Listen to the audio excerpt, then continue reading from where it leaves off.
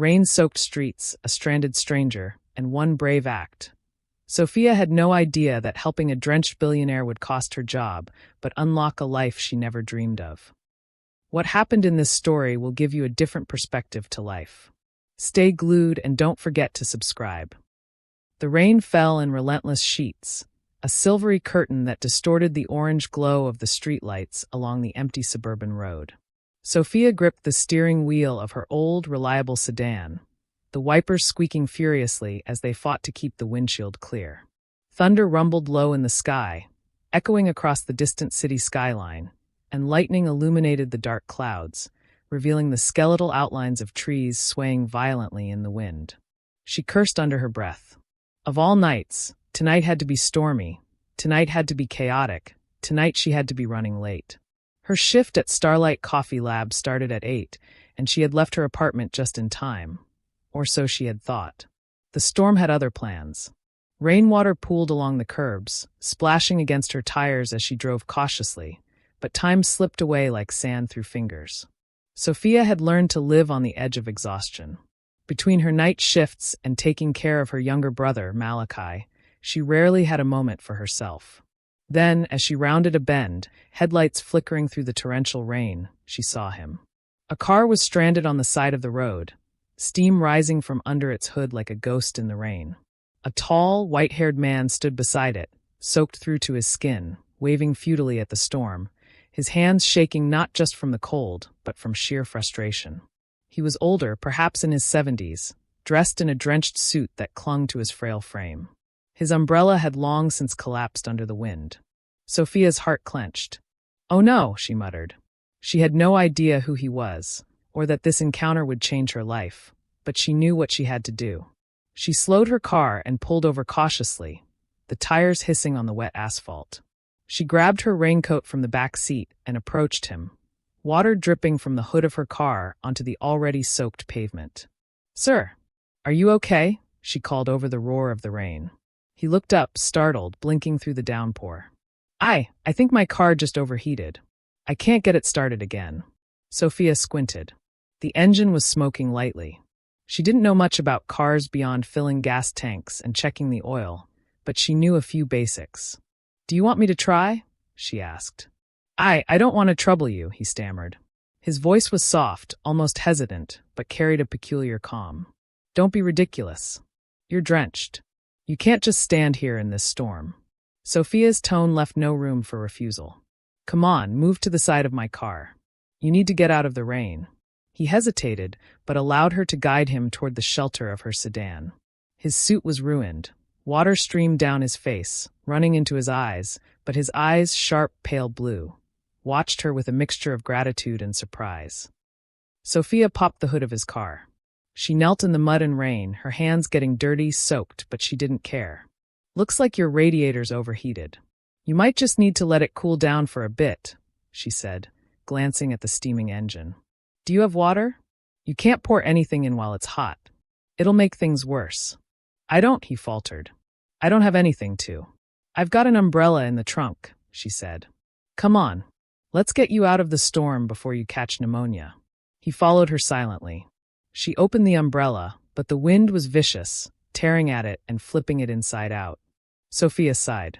"Well, it's a start." She draped her raincoat over his shoulders. "Better than nothing, right?" He chuckled, a quiet, rasping sound that contrasted sharply with the howling wind. "You're very kind." Sophia shrugged. "I'm just doing what anyone would do. Now, let's figure out what to do about your car."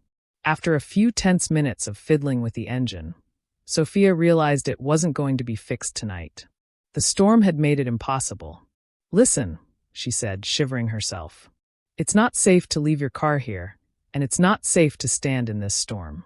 I can give you a ride to somewhere warm, a diner, a gas station, anywhere with shelter. Then we can figure out what to do in the morning." He hesitated, glancing at the flooded road and the dark horizon. Finally, he nodded. "Thank you.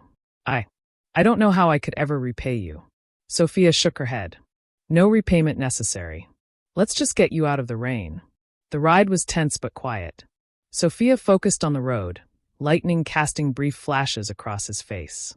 His wet hair clung to his forehead, his sharp features softened by exhaustion. She stole glances at him. There was something oddly familiar about his calm, deliberate gaze. A sense of dignity, even in despair. "You're not like anyone I've met in a long time," he said quietly, breaking the silence. Sophia blinked at him. "What do you mean?" He smiled faintly, as if surprised by his own words.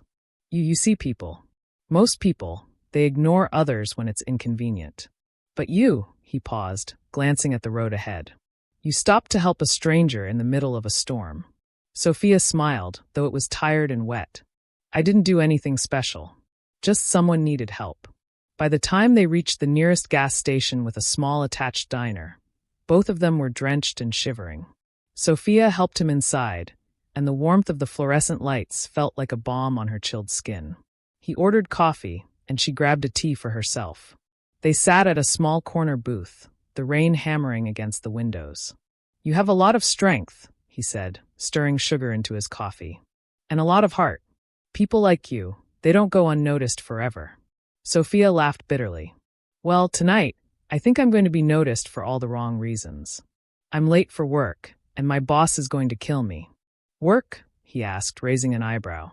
"Yeah, I'm a barista at Starlight Coffee Lab night shifts." She shivered again, despite the warmth. "Not exactly glamorous, but it pays the bills." The words barely left her mouth before she knew she was right. She had lost track of time in the storm. With a resigned sigh, she checked her phone. 8:45 p.m. Her shift had started 45 minutes ago. I have to go," she said reluctantly. She grabbed her things. "Thanks for letting me help you, though." "Seriously? You're leaving?" the man asked, a note of concern in his voice. "Yes, work." She tried to smile, but it felt hollow. "Gotta pay the bills." Sophia drove back to Starlight Coffee Lab, her coat clinging to her body, hair plastered to her face, and shoes squelching with each step. She pushed open the door, only to be met by the glare of Renee, her boss, who stood with arms crossed, tapping her perfectly manicured nails against the counter. "Where have you been?" Renee snapped, her voice slicing through the cozy warmth of the coffee shop. "Do you know what time it is? You're late. Again. This is unacceptable." Sophia's mouth went dry. I. No excuses," Renee continued, stepping closer. "I don't care if there was a hurricane outside. You're fired. Clean out your things." The words hit Sophia like a punch to the stomach. Her lips trembled. "Fired? Yes. Take your stuff and leave. I can't have someone so irresponsible working here." Her heart pounded, and for a moment she wanted to scream, to argue, but exhaustion and disbelief anchored her to the spot. She left silently, the warm interior of the coffee lab replaced by the cold, wet night outside. The rain had slowed to a drizzle now, but it didn't matter. She felt soaked to her core in every sense. As she trudged home, shoulders hunched, she didn't notice the sleek black SUV parked at the edge of the street. The man from the storm was standing beside it, completely dry, his coat immaculate now. He watched her with a quiet intensity, eyes calculating, thoughtful, almost as if he had been waiting for this moment. When Sophia glanced up, startled, he simply nodded, a small, knowing smile tugging at the corners of his mouth. "Sometimes," he said softly, almost to himself, "doing the right thing comes at a cost, but the world has a way of repaying those who have courage." Sophia frowned, unsure what he meant, but she didn't have time to ask. She had to keep moving. She had to survive. But for the first time that night, amidst the cold and despair, she felt a faint flicker of hope. Somehow, she had a feeling that this was only the beginning. The next morning, Sophia woke to the persistent drizzle tapping against her apartment window. Her alarm had been drowned out by the storm the night before, but she didn't need it. Her mind refused to let her sleep. Memories of the flooded road, the shivering man, and the way the world had turned its back on her swirled relentlessly. Her room was small but cozy, a worn dresser, a single bed she shared with Malachi's hand-me-downs tucked beside her own, and the faint aroma of coffee lingering from the pot she had brewed hours earlier. She dressed quickly, pulling on a modest blouse and jeans, and forced herself to eat breakfast while scrolling through her phone. No calls from her boss. Renee had probably already erased Sophia from her schedule. Life had a way of testing her resolve, and last night had been another reminder. She had given up her time, risked herself in a storm, and for what?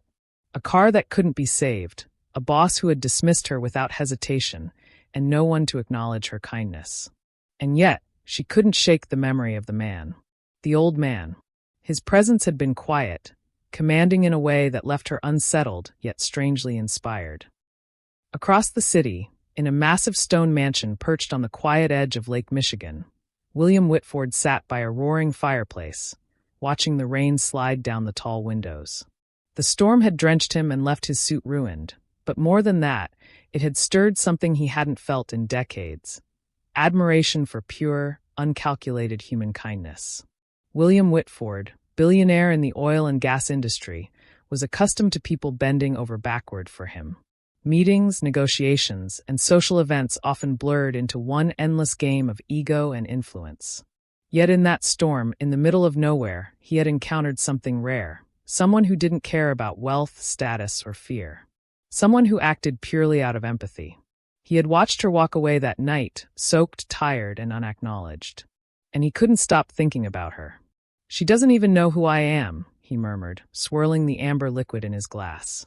"She doesn't know what she's given up to do the right thing."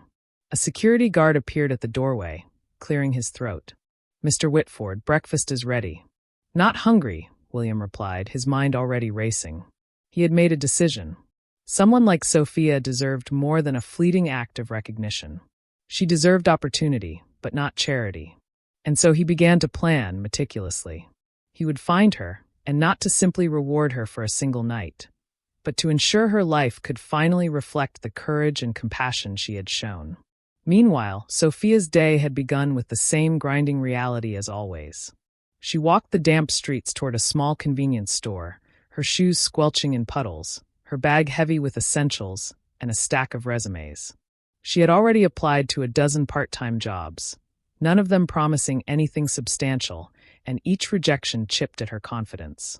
Her phone buzzed. It was a text from her brother, Malachi. "Did you get fired again?" She sighed, typing quickly. "Yes.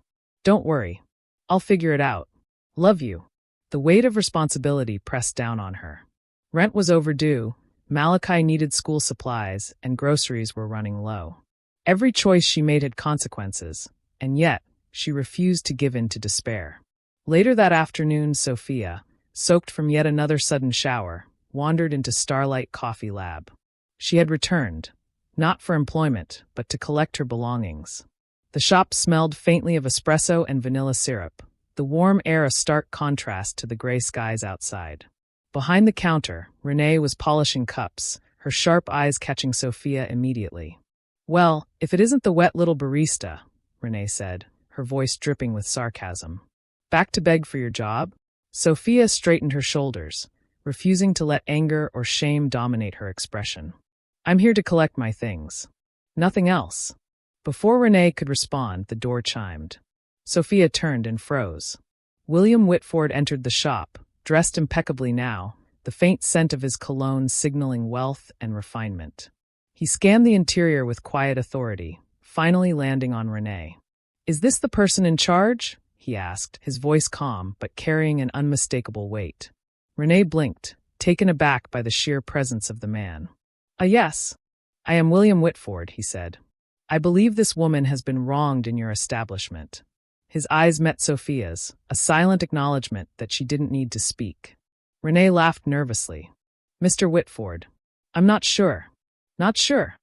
William interrupted, stepping closer. "Do you know who I am?" Renee's face paled slightly.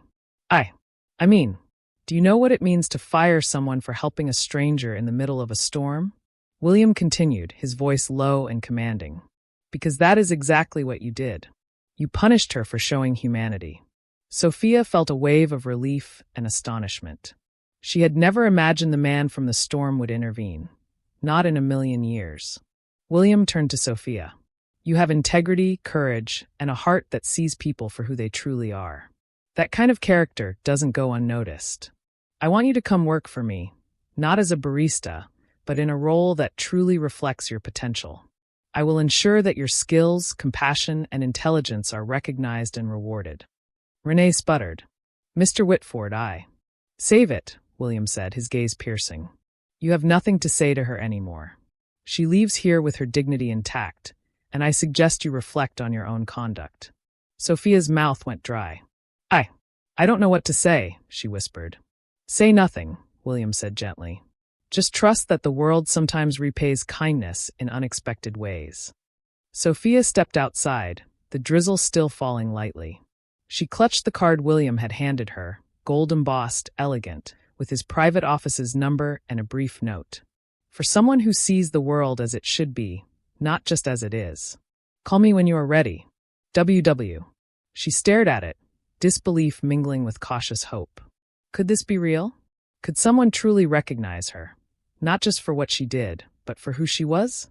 She walked slowly home, her mind racing. For the first time in months, maybe years, she felt the weight on her shoulders shift slightly. For the first time, maybe someone would see her. And yet, there was a tension in the air, a sense that life, even when it seemed to offer gifts, demanded courage in return.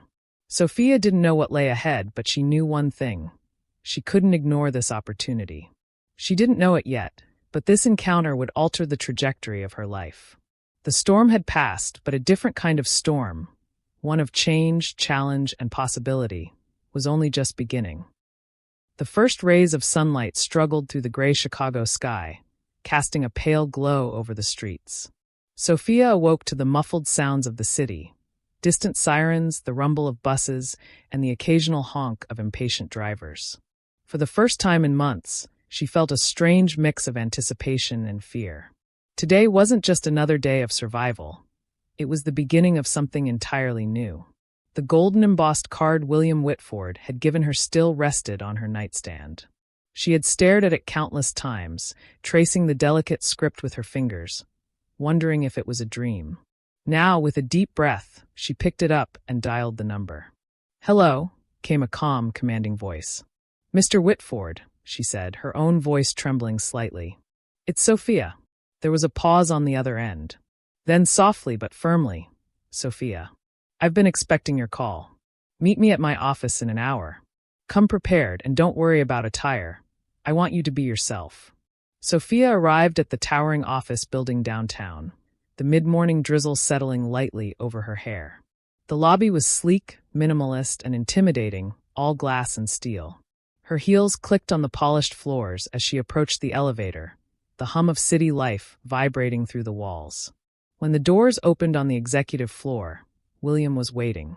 He looked entirely at ease, as though he belonged here and had done so his entire life.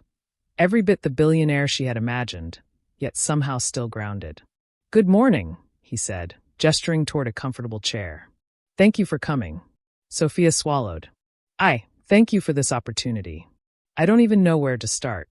"You start by being honest," William said. "Tell me about yourself, Sophia.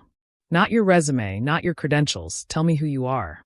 For the first time in her life, Sophia didn't need to impress anyone with accolades or perfection.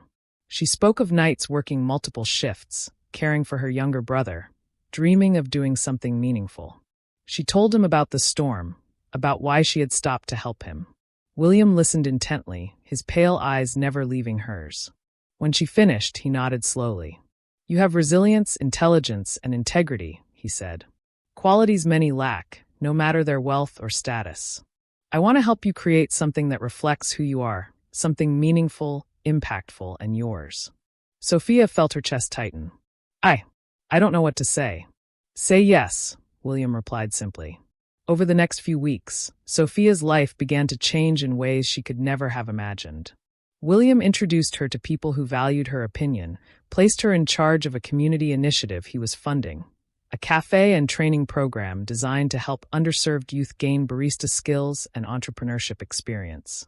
Sophia navigated a world of luxury and influence that had once seemed impossibly distant. She learned to manage budgets, train staff, and plan events for donors and city officials. She discovered an inner strength she hadn't known she possessed, but even as she excelled, obstacles arose. Renee, the former boss, had spread whispers about her privileged connection, and some in the city's elite circles questioned her competence. Every event was a test, an opportunity to prove herself beyond her humble background. But Sophia was no longer just surviving. She was thriving, fueled by the combination of her own determination and William's guidance. Through late nights reviewing plans, early mornings tasting coffee blends, and quiet walks along the lakeshore to escape the intensity of meetings, Sophia and William grew closer. There was no rush, no pressure, just two people learning to trust, to understand, to respect each other. One evening, after a long day preparing for a major fundraiser, they sat in his private study, the lake visible through floor-to-ceiling windows. William handed her a cup of coffee she had perfected herself, a silent acknowledgement of her growth. "You've changed," he said quietly, almost as if confessing a thought aloud. Sophia laughed softly, brushing a strand of hair from her face. "I've always been me. I just didn't have a chance to show it. Yet here you are," he said, smiling faintly. "Stronger, braver, wiser. And still kind." Sophia felt warmth in her chest, a feeling she had barely allowed herself in years. She looked at him, and for the first time, she realized that her heart had been keeping pace with her mind all along. She liked him, not just because he had changed her life, but because he had seen her, truly seen her, without judgment. The high point, and test, came during the city's annual community gala. Sophia was asked to give a speech about the cafe initiative and the program she had built from scratch. The room was packed with donors, journalists, and influential city leaders. Every eye seemed to bore into her, some with admiration, some with skepticism. She stepped to the podium, her notes trembling slightly in her hands. William sat near the front, his calm gaze grounding her. Sophia drew a deep breath, recalling the storm, the lonely road, and the man she had helped who had believed in her. She began to speak, not from notes, but from her heart. She spoke of kindness, of opportunity, of resilience, of believing in people when the world doubted them. The audience listened, captivated, moved by her authenticity. By the time she finished, there was thunderous applause, not just for her achievements, but for the humanity she carried into every endeavor. William rose to his feet, clapping slowly, a proud smile tugging at his lips. Sophia's cheeks burned, not from embarrassment, but from the realization that she had earned this moment entirely on her own merit. After the gala, William and Sophia walked along the edge of the lake, city lights shimmering on the water's surface. The wind carried a crisp, clean scent, and the drizzle had finally ceased. "You did brilliantly tonight," William said, his voice soft. "More than I ever imagined. I'm proud of you." Sophia smiled, the weight of months of struggle lifting from her shoulders. "I couldn't have done it without you." "No," William said, shaking his head gently. "You could. I merely gave you the chance to show the world the person I saw on that stormy night." Sophia's heart fluttered. "And what about us?" she asked, the question hanging in the night air. William took her hand, warm and steady. "We'll see," he said with a faint grin. "For now, let's just enjoy this moment. The storm has passed, Sophia. And this is our beginning." She looked out over the water, rain-soaked streets reflecting the glow of the city, and felt a rare, unshakable peace. She had survived storms of rain, doubt, and hardship. And now she had the chance to thrive, to live fully, and to love freely. The storm had ended. And in its wake, Sophia walked forward, not just into a new chapter of life, but into a story that was wholly and beautifully her own. Would you have shown compassion like Sophia if you were in her position? And if no, why? Drop your answer in the comment. Thanks for watching. If you enjoyed the video, please like, share, and subscribe to Boundless Echoes for more interesting stories. We really appreciate your support. Comment where you are watching from, so we can give you a shout out. See you in our next video.